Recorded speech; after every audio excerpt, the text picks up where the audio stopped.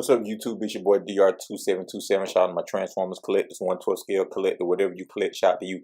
And this month's video for August 2025 is an unpopular opinion alert. It's about FansToys Menasor and why it really was late to release. And like everybody else, I got my Menasor in, and I'm extremely happy with them. I did the 3 things to go check that video out. But there's been a lot of controversy surrounding this guy about how long it took him to release. Like your favorite rapper's release date pushing back his album or whatever. And I think the community came to this widespread opinion that this guy was pushed back because FansToys didn't know how to combine this thing, or the engineering wasn't quite done. And I completely disagree with that. I think that they know when they released the first figure, which was 2019, which was their Road King Motormaster, the greatest MP of all time. They knew then exactly how this thing combined. And you knew they already knew how it was going to combine because Pake for Life 6 years ago did a video on Road King where he pretty much showed exactly how it was going to work in combined mode with no insider knowledge.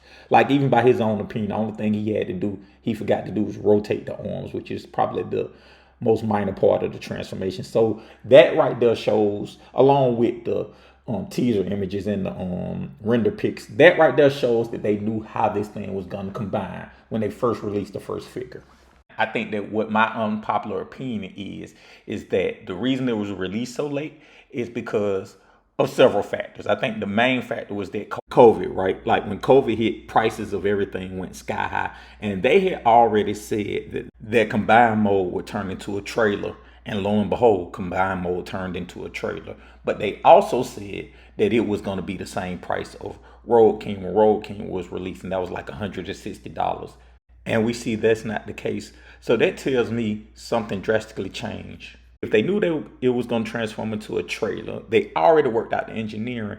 The only thing that was different was the price of the parts yesterday weren't the same price as the parts today. And I think that they saw what happened with x-transbots and x-transbots trailer fiasco, that they kind of like holding their breath and hoping that the trailer would actually, that the prices would come down, but realizing that prices weren't coming down, I think they just went on ahead and started moving forward with production.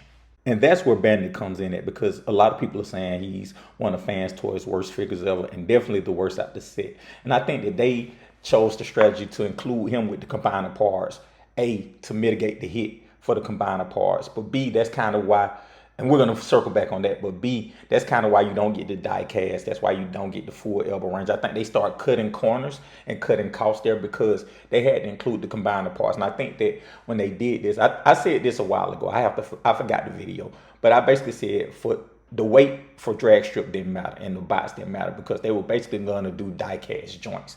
And I think that we're going to get hit for the new price of this, even though we've already quoted the previous price. So how can we add more value to the last pieces? They included dead end, and I think that that's where that toy and tune deco whole concept came from, because I don't remember them saying that at the beginning. I remember them saying it was going to transform into a trailer. It was going to be the same price as Road King, but I don't remember them saying, hey, you'd be able to swap decos. And I think that that's something they tried to introduce to kind of give you value for the dead end, to give you value for the overall set.